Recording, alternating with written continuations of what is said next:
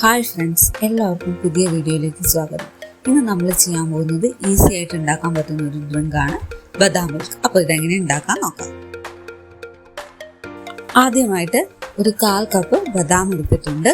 നമുക്കിതിൻ്റെ തൊലി കളഞ്ഞെടുക്കണം. അതിനായിട്ട് കുറച്ച് നല്ല തിളപ്പിച്ച ചൂടുവെള്ളം ഇതിലേക്ക് ഒഴിച്ചു കൊടുക്കുക. ഒരു 15 മിനിറ്റിന് ശേഷം നമുക്കിതിൻ്റെ തൊലി ഈസി ആയിട്ട് കളയാൻ പറ്റും. ഇങ്ങനെ അല്ലാന്നുണ്ടെങ്കിൽ മിനിമം ഒരു 5 മണിക്കൂറെങ്കിലും സാധാ വെള്ളത്തിൽ പുതിർത്ത് വെച്ചാലും മതിയാവും.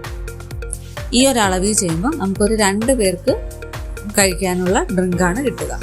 നമുക്ക് ഈ ബദാം നന്നായിട്ട് അരച്ചെടുക്കണം. അതിനായി ഈ തൊലി കളഞ്ഞു വെച്ച ബദാം നമ്മളൊരു മിക്സിയുടെ ജാറിലേക്ക് മാറ്റുകയാണ്. ഇതിലേക്ക് ഒരു 3 ഏലക്കായും 2 ടേബിൾ സ്പൂൺ പഞ്ചസാരയും ഇടുന്നുണ്ട്. പഞ്ചസാരയുടെ അളവ് നിങ്ങളുടെ മധുരത്തിനനുസരിച്ച് കൂട്ടുകയോ കുറയ്ക്കുകയോ ചെയ്യാം. ഞാനൊരു മീഡിയം മധുരത്തിലാണ് ഉണ്ടാക്കുന്നത്.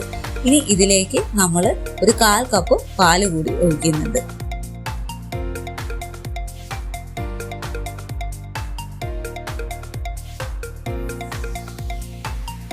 ഇനി നമുക്ക് വേണ്ടത് 2 കപ്പ് പാലാണ്. ഇതിൽ നിന്നും 1/4 കപ്പ് എടുത്തിട്ടാണ് നമ്മൾ ബദാം അരച്ചെടുത്തിട്ടുള്ളത്.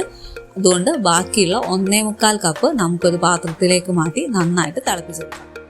ഈ പാല് തിളപ്പിച്ചെടുക്കുന്നത് ഒരു മീഡിയം ടു ഹൈ ഫ്ലെയിമിലിട്ടാണ്. അതുകൂടാതെ നമ്മൾ നന്നായിട്ട് ഇളക്കി കൊടുക്കുകയും വേണം. അതുകൊണ്ട് പാട കെട്ടാതിരിക്കുകയും ചെയ്യും. ഈ പാല് നന്നായിട്ടൊന്ന് തിളച്ച് വരുമ്പോൾ നമുക്ക് നേരത്തെ ഉണ്ടാക്കി വെച്ച ബദാം മിശ്രിതം ഇതിലേക്ക് ഒഴിക്കാവുന്നതാണ്.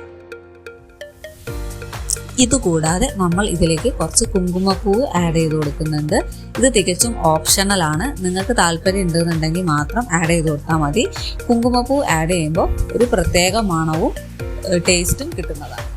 ഇനി നമ്മൾ ഇത് തീ ലോ ഫ്ലെയിമിലിട്ടിട്ട് നന്നായിട്ട് ഇളക്കി കൊടുത്തുകൊണ്ട് ഈ ബദാം മിശ്രിതം വേവിച്ചെടുക്കേണ്ടതാണ്. ഒരു 3 മുതൽ 4 മിനിറ്റ് വരെ ഇങ്ങനെ ഇളക്കി കൊടുത്തുകൊണ്ടേയിരിക്കണം.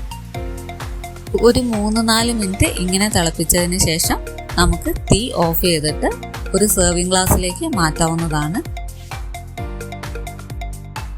ഇത് നമ്മൾ ഗാർണിഷ് ചെയ്യുന്നത് കുറച്ച് ബദാം ചോപ്പ് ചെയ്തതും സാഫ്രോണും വെച്ചാണ്. ഇത് നമുക്ക് തണുപ്പിച്ചോ ചൂടോടെയോ കഴിക്കാവുന്നതാണ്.